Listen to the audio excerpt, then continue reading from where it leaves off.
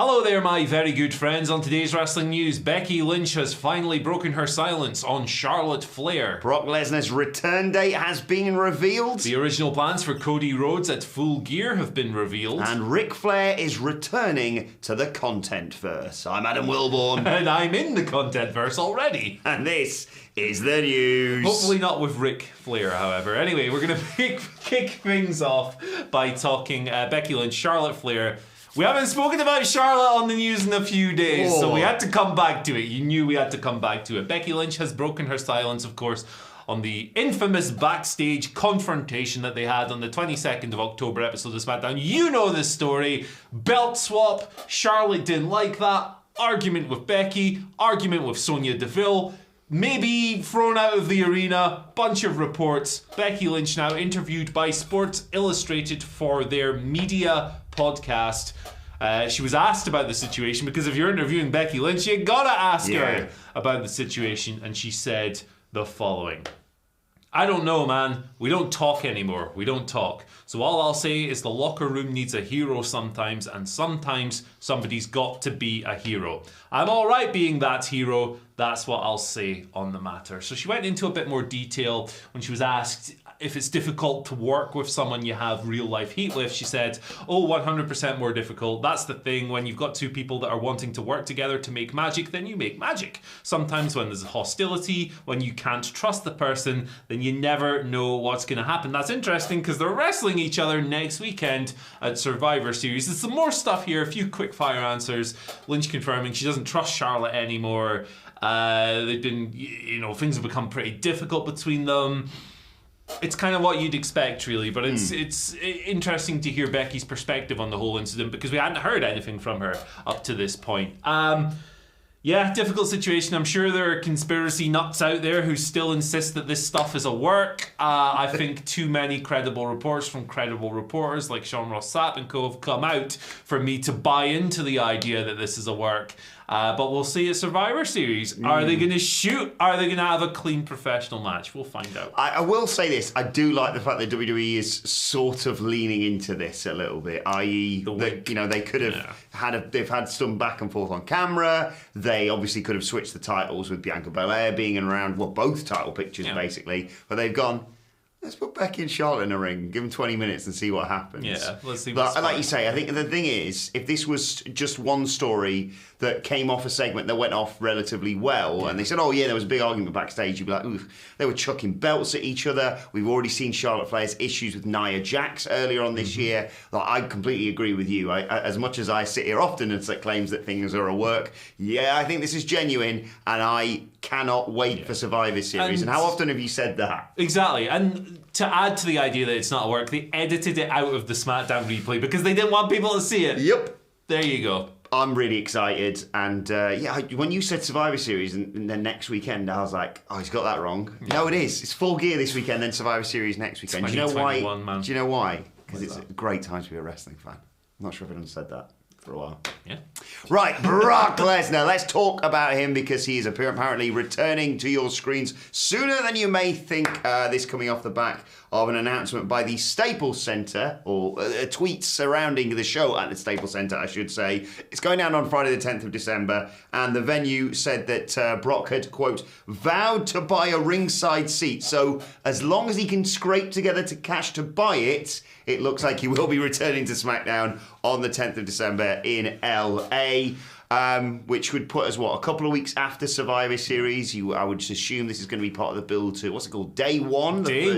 First pay-per-view of the year, next year, of course. I love new Brock Lesnar, and it makes a lot of sense. We always assumed that obviously he was suspended and fined after Crown Jewel and the fallout from that on SmackDown, but we all knew he was going to be going away for a bit so they could concentrate on Survivor Series, and then after Big E beats Roman Reigns at Survivor Series, of course, because he's the best, then Brock Lesnar's going to return and murder some people again. You'd imagine so, wouldn't you? You'd imagine that Adam Pearce is not going to have a good night on the 10th of December in particular. But yeah, it looks like they're continuing the Roman Brock feud for whoever knows how long.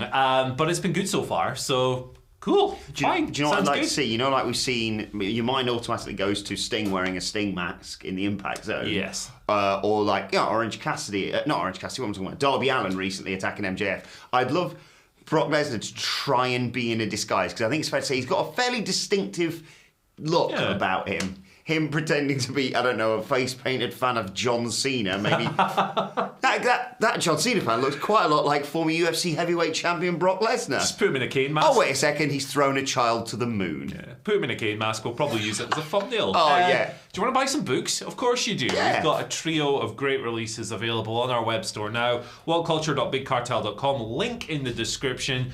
Order now, get them in time for Christmas. International shipping is available. Yes, yes, yes, oh yay. The first one is a new release, Becoming All Elite, the AEW story by our very own Michael Sidgwick. We've got a re-release, this is available in a bundle with the AEW book as well, of Development Hell, the NXT story, also by Michael Sidgwick. And then we have our collaborative effort, 606 wrestling matches to see before you die. Pre-orders are up now. We'll be shipping them within, I think it's the first week of December. You'll get them for Christmas. It'll be a good time. Buy yourself a book, buy your mum a book, buy your dog a book, buy your bookkeeper a book, buy your librarian a book, buy everyone a book. Yeah, go and get it. Link in the description, like you say. Some fantastic books. The updated 606 Wrestling Matches to See Before You Die is a great little read from the snippets that I have seen, of course. And yeah, Sidge's new book about AEW is fantastic. And if you're thinking, I like books, but I'd love to have something to pair with it, maybe a drink of some sort, we'll come to that in a little bit. But first, Andy. We shall. Cody Rhodes' original plans for Full Gear 2021 have been revealed. So, of course, he was going to win the world title. He was going to, and then beat everybody. Reviving his Hardcore Holidays. Yes, what a callback. Nice. So Cody, Pac versus Andrade and Malachi Black. That is booked for Full Gear. Because it rhymes. There you go. Dave Meltzer on Wrestling Observer Radio saying that by his understanding it was going to be a four-way match between those guys at the pay-per-view. Instead, obviously, they pivoted. Now it's going to be a tag match. This is a weird feud. I've got a theory about this, just as you mentioned it there, because obviously we knew, that they were heading towards that, and then it got confirmed on Dynamite this week. The Fatal 4-Way, I think I know why they booked this instead, because otherwise it would be three guys getting cheered and Cody. Oh yeah, poor guy.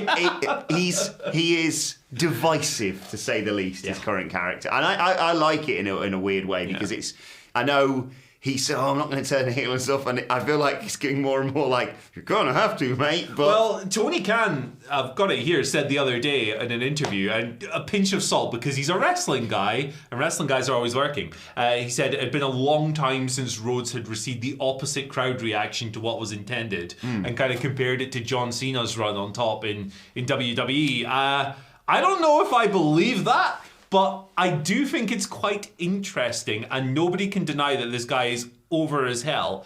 You either love him at the moment or you hate him at the moment, and they're both as loud as each other. Yeah. It's just weird. In the words of Michael Cole, always generating a reaction. Like, he always used to say that about Cena when the crowd were booing him out of the building. Yeah. Well, I think I've heard some cheers there. There's one or two in the front row. Is this the first time AEW have presented someone, like, I know they've botched some presentations and what have you, but is this the first time they've presented someone and gone, this guy, I know they've not explicitly said this guy's a good guy or whatever, but they've sort of gone, here he is, and people have gone, no. Is that first?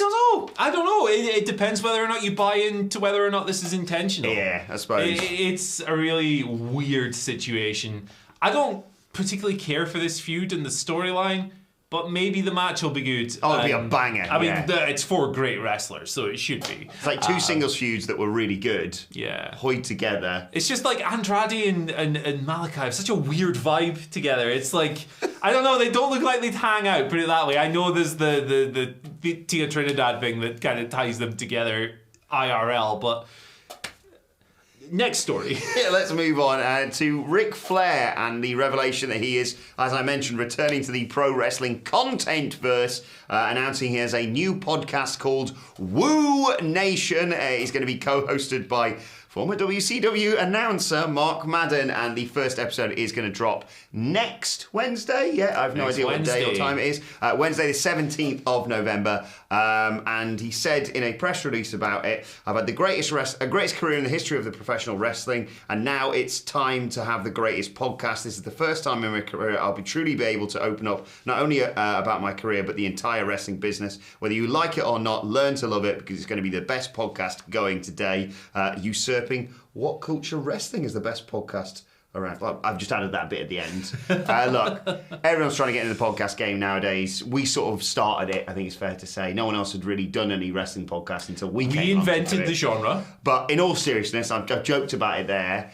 Intriguingness and an interesting reaction, obviously, around Ric Flair following the fallout from the Dark Side of the Ring and the Plane Ride from Hell stuff. It's an interesting way that he's going to be received by the online wrestling community, etc. So yeah, this morning, basically, I just decided to wake up and make a list of things I have absolutely zero interest in, and wow, there's the list. So, okay, Twitter questions. Yes, before we get to that, do let us know your thoughts on this, because I'm intrigued to sort of gauge the reaction to it all. But before we get to the Twitter questions, we should tell you about a selection of beers you can get on your hands on for Survivor Series. It's Survivor Beeries, of course, with our friends at Top Rope Brewing. Again, unfortunately, just for our fans here in the UK. If you want to get your hands on 12 craft beers for the brilliant price of £45 with free delivery, all you need to do is click on the link in the description, and at checkout, enter the code Here's Why. 5 years of Top Rope Brewing. They're lovely guys. They're celebrating Survivor Series. It's 6-on-6, us versus them, and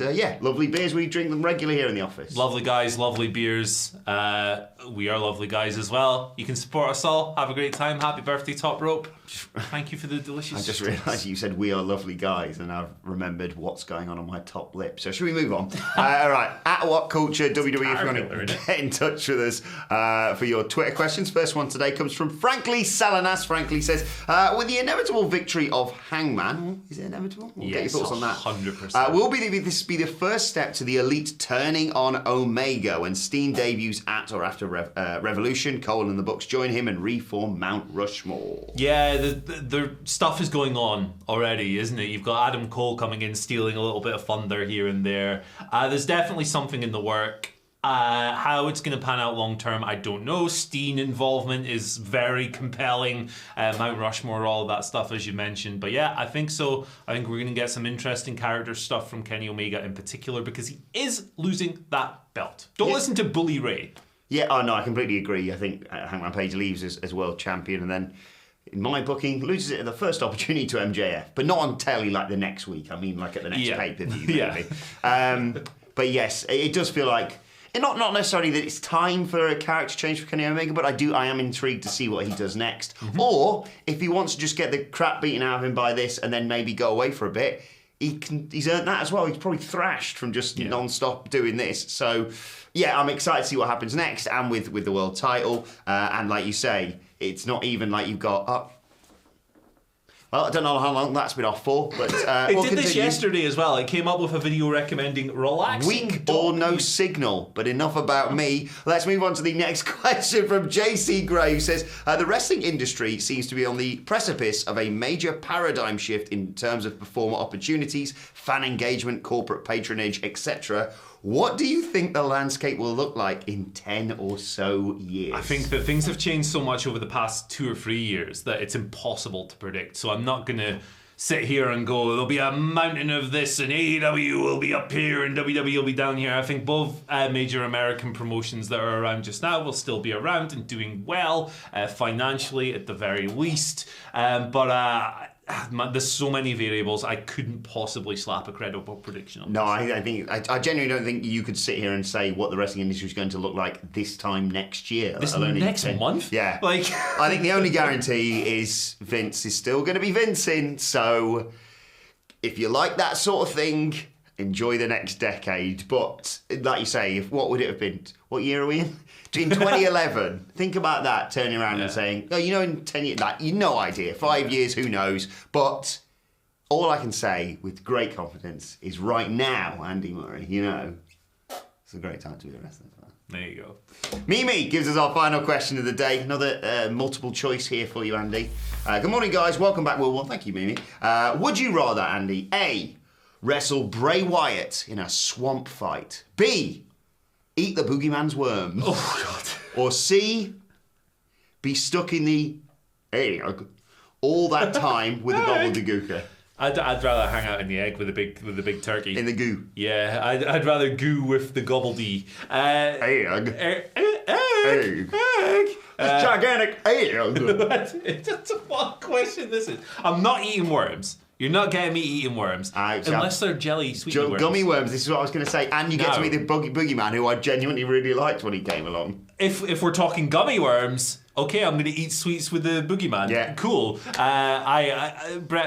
Bret Hart? Bray Wyatt, not Bret Hart. Bray Wyatt. I want to eat Skittles with Bret Hart. Yeah, Bray Wyatt's swamp. I don't want to hang out there. He tried to drown Braun Strowman, and there was like a crocodile. And there was a video. Yeah. He tried to kill a guy, and they showed a video of a crocodile. I not for me personally. Give me the egg or give me the gummy worms. Me, Andy, gobbledygooker, goo, egg. That's what we're going to go with. But I love these. Keep these coming next week. Eggs. Final question. No, final question. We've done all the questions. Let's get the hell out of here. I was going to say final question today comes from Beth Phoenix, which would be interesting. No, and finally comes from Beth Phoenix, who revealed on Twitter last night, you may have seen this, at one of her first gigs as a WWE extra, she pitched a detailed storyline to Michael Hayes to be brought in, have you seen this, as... I have. Brock Lesnar's sister. She said, I had zero chill. I genuinely think that would be a great storyline. Like, not then, it might have been, a bit, but he's done everything else. Sure. But imagine, like, hi, I'm Brock's sister, and it people being like, excuse me? And then, like, like the Los Lotharios try and crack onto her or something, and Brock comes in like, what are you guys doing? Oh, no, Brock, please no. Family Guy Brock Lesnar. Let's do it. Why not? Oh, fantastic. The Lesnar family, just his little brother is... And they're all as wide as they are tall. Oh, my God, like yeah. Brock. Oh, I think that's fantastic. I love these sorts of things where people go, I pitched this storyline, and they went, what? And let us know your thoughts on that, though. And all of today's news stories in the comments section below. Don't forget to like, share, and subscribe. And subscribe to What Culture Wrestling, wherever you get your podcasts from, for daily wrestling podcasts. Take note, Ric Flair. We're going to be previewing SmackDown. We're going to be previewing Rampage. And we're going to have Wrestle Culture with the hashtag Bloody Good Quiz coming later on today. Plus, let us know your thoughts and Twitter questions on Twitter at WhatCultureWWE. Watch so you can follow both of us. You can follow Andy Murray at Andy H. Murray. The H stands for Have a Nice Weekend. And you can follow me on Twitter at Adam Wilborn, and donate towards this, because no one's enjoying this. Not me, not him, definitely not my wife. Follow us all at WhatCultureWWE. But for now, my thanks to Andy Murray. Thank you for joining us, and we will see you soon.